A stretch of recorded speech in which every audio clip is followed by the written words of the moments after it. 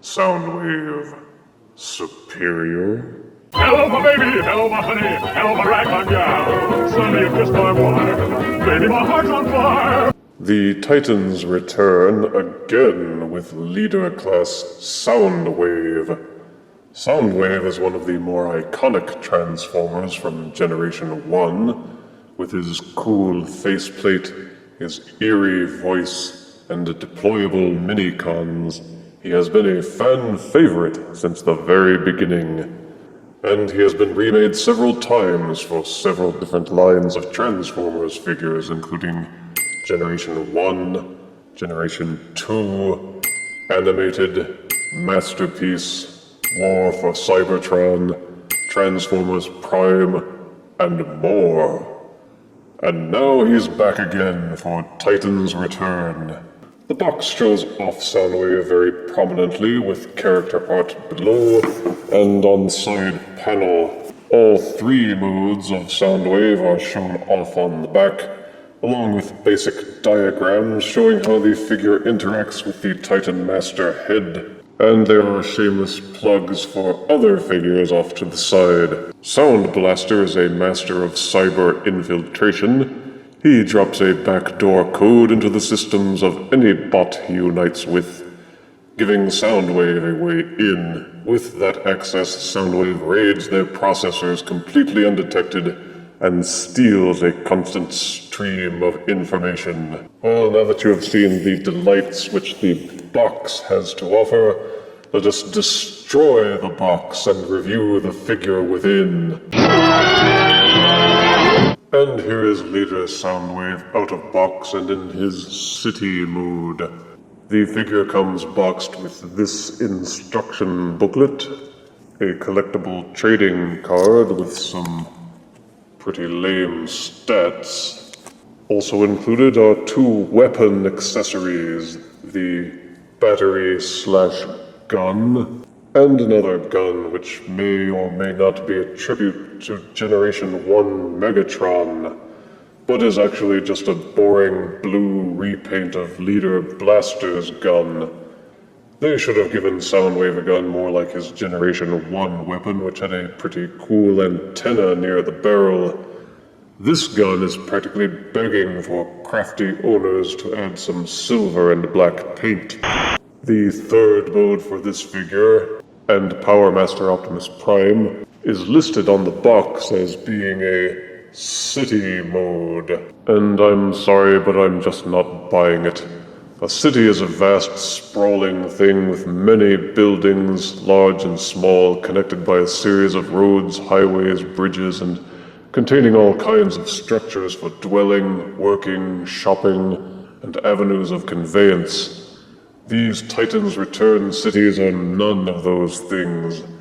Even with the smallest of the figures, like the Titan Master heads in robot mode, you can stroll from one side of the city to the other side in just a few short hops.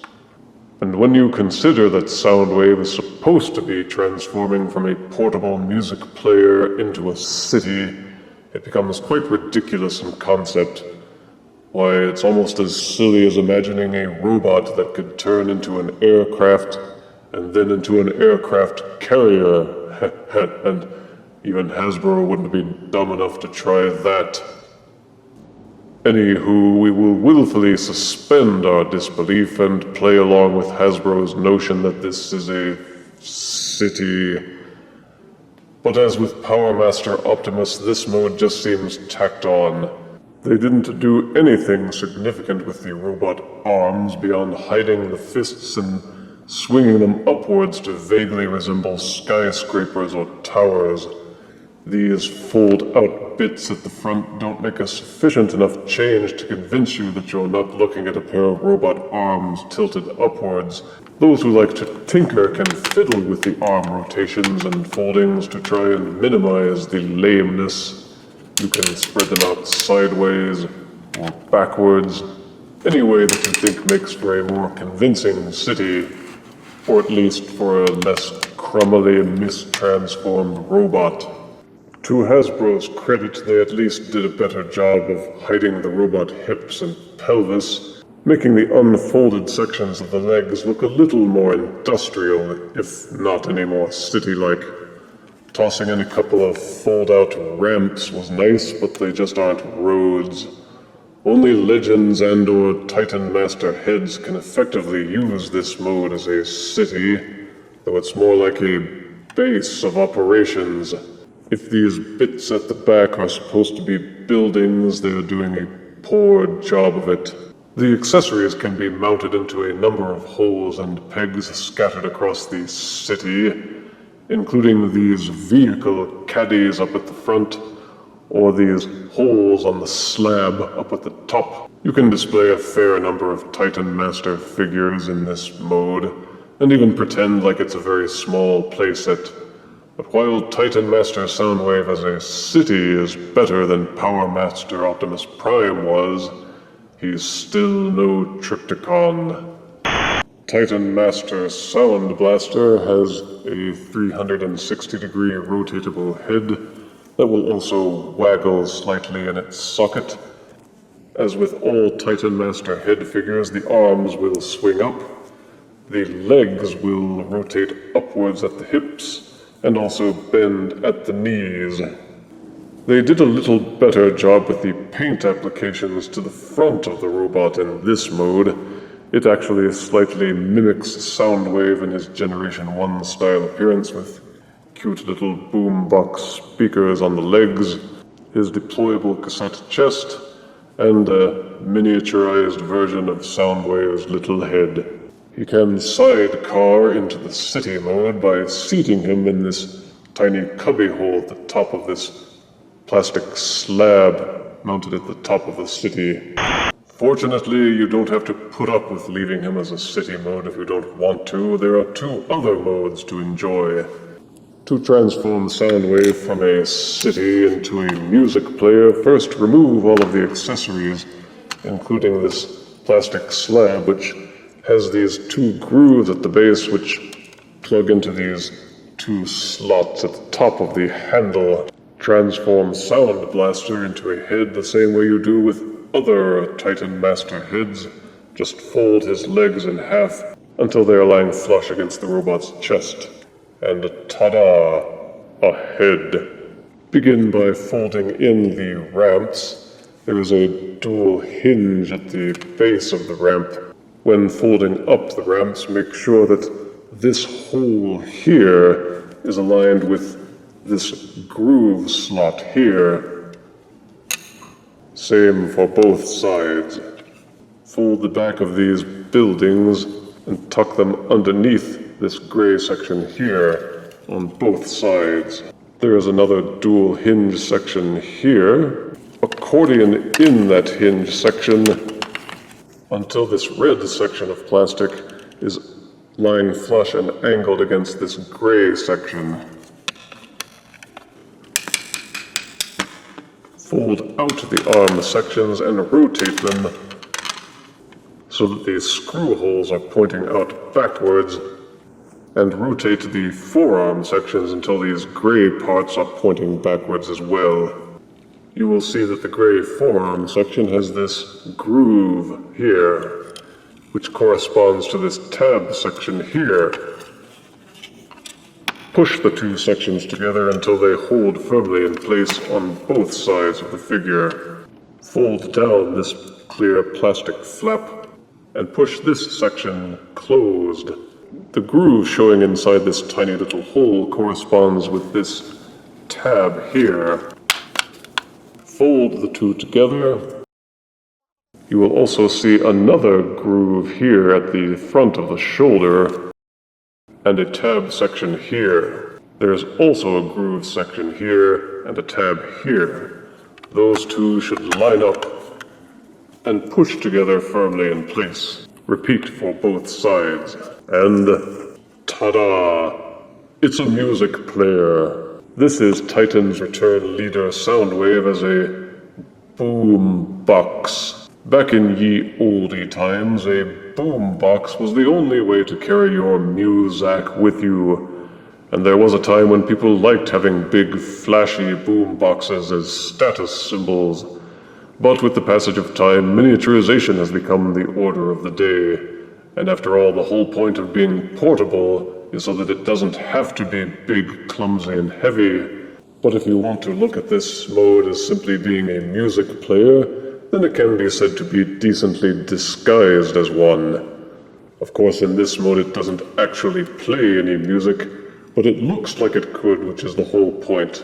As one of the original mass formers, Generation 1 Soundwave turned from a tiny human-sized tape player into a massive 20-foot-tall hulk. The colors are maintained with blue and silver and some red. The detailing in the speakers does look indeed like it could be some sort of 80s throwback, with the silver plating pocked with tiny pin-sized holes. The pelvis buttons don't do anything, but the mere fact they are there is a nice touch. The chest plate has a neat spring-open gimmick, triggered by this small button. But with Titan's return leader Soundwave, the chest cavity flips open to reveal this slanted cavity, wherein tablets can be inserted and removed before reclosing. Pretty slick. For those who are too cheap to spring for any of these separately sold Legends tablets, fear not. Titan's return Soundwave comes with this non-transforming plastic slab, molded dark gray with some yellow paint, and which can be neatly inserted into Soundwave's chest cavity. One rather glaring omission is that the Titan Master head does not seem to integrate anywhere into this mode. With other leader class figures, the head visor usually allows you to store the actual head when transforming to other modes. However, if you try to leave the head in this section, then this flap will not close shut all the way. So you must plug the head ridiculously back into its Titan Master peg hole, or leave it lying loose, or use it to fill the cockpits of other compatible Titan's Return figures like Wheelie. Ditto for the gun and the battery/cannon accessories. You can mount them onto these peg holes on the back if you insist on not just leaving them lying around, but there's no denying that they skimped on the storage aspect of the accessory storage for this figure. The boombox comes with this easy carry handle to bring along on your next tailgating party, so people can ask you to turn it on, and then you can tell them that it doesn't work. From behind, they seem to have done a decent job of hiding the robot parts, except for the head and the accessories. There are these rather obvious gaps at the front and the back, where the robot waist narrows down into the hips. But overall, the boombox mode is fairly decent. To transform from boombox to robot, first again remove the accessories from their storage pegs. Unpeg the front of the speakers from the arms. Flip up the pelvis/crotch buttons at the edges. Untab the arms from the back of the speaker sections as well. Accordion out these gray/red sections the same way that you would as if you were transforming him into a city. Flip out the toes from the bottom of those foot sections, and repeat for both sides. Make sure that this hinge section is lying flush against the side of what was the robot speaker. Angle the leg sections down to give you some clearance. When transforming the legs, it's best to fold out these ramp sections so that they don't get in the way. You will see a tiny groove in this gray section which tabs into the leg/speaker section. Pop those sections loose, and you will see another set of double hinges. Accordion them upwards, and then re-tab this groove into this section here. Rotate the leg sections so that this gray/yellow section is facing forward. Angle the legs a bit more downwards. Refold in the ramp sections. This tab and this groove here should peg together. Finish closing the legs by folding this section and tucking it so that these tabs fit into these grooves. They will click and hold firmly in place. Fold down the pelvis crotch sections to cover his shame. Angle the forearms downwards and flip out the hands from the forearms. At the back of the robot, unfold this section which hides the visor and fold out the visor in preparation for inserting the head. Insert the Titan Master head into its socket. You will see a protrusion at the back of the head and a corresponding groove in this visor section. Line them up and push them together. Push the handle of the boombox backwards and out of the way, then angle up the hinges on the visor and clamp the visor over the Titan Master head. And here is Soundwave in robot mode.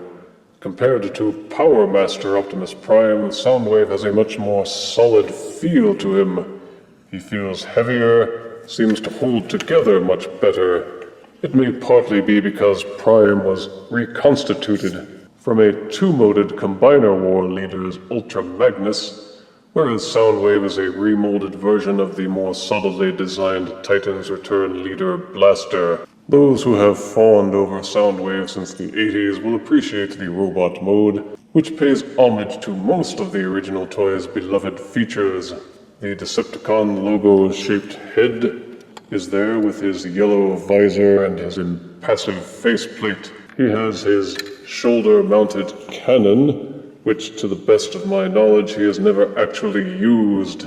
The tape deck buttons are painted and molded onto the crotch, just like in Generation 1, and the transparent plastic chest can be opened with the little button on the shoulder, allowing you to insert and remove the deployable cartridges, which are sold separately. The only visible hollowness is at the forearms where the hands fold inwards. Otherwise, Soundwave looks solid and holds together well with stable joints and hinges that even withstand vigorous agitation. The gun accessory can plug into either hand or into this hole on the back. If you rotate up the handle, you can plug the gun into other holes nearer to the top of the robot, but this will require you to remove the shoulder cannon. Soundwave's head will swivel 360 degrees, though it will not tilt up and down. You can remove the Titan Master head, which will free up the visor section to tilt up and down, but leave a hollow space. These shoulders have a ratcheted swivel, allowing for a full rotation, and the upper arms will swivel in and outwards 90 degrees on heavy ratcheted joints. There is a lower bicep rotation, and the elbows will bend 90 degrees on similarly ratcheted joints. The hands will tilt in and outwards into the forearms, but will not rotate. There is also no waist rotation, but sadly that is something I've come to expect from almost all leader class figures these days. A few years back, leader figures almost all had lights and sounds, so you could understand why they gave up waist rotation so that they could pack in wiring and sound chips into the body of the figure. No such excuses today except laziness. The hips are ratcheted and will rotate forwards and backwards, and splay decently for high kicks and painful splits. Thankfully, they molded hinges onto these flaps at the front so as to allow for such rotations. Upper thigh rotation is also included, and despite the clunky, boxy appearance of the shins, the knees will rotate backwards at least 90 degrees. The feet will only rotate on their ratchet joints forward one click and backwards one click. The toes will rotate forwards as part of the transformation, but as part of the engineering there is also this ratcheted joint at the ankles, which will allow the figure to have wide angle stances and still keep his feet flush to the floor. I have been able to put Soundwave into several poses that would cause most normal figures to topple, but which Soundwave seemed able to manage fairly easily. You can even push his legs fully together, though this makes him seem a bit stodgy and rigid. So after the clunky mess that was Power Master Optimus, Leader Soundwave comes as a pleasant surprise in terms of his posability. For size comparison, here is Titan's Return Leader Soundwave next to Masterpiece Soundwave. Here is Leader Soundwave next to Transformers Animated Deluxe Soundwave. Here is Titan's Return Leader Soundwave next to Transformers Prime Deluxe Soundwave. And here is Titan's Return Leader Soundwave next to Revoltech Megatron. Hey there, shorty. As remolds go, Titan Master Leader Soundwave is quality work, and worth picking up if you can find him. If you are not the type to buy multiple versions of the same figure, then buying Blaster or Soundwave will come down to the preference of the individual. If you like the boombox red and yellow, get Blaster. If you like the blue and silver tape deck appearance, get Soundwave. Positives include a solid, well-articulated robot mode with several nods to his Generation 1 roots, and a music player mode that comes across as fairly convincing. Good paint applications and detailing, and the fact that it's Soundwave. Negatives include yet another half-baked city mode, and weak weapon head storage. Titan's Return Leader Soundwave earns 7 out of 10 deaths.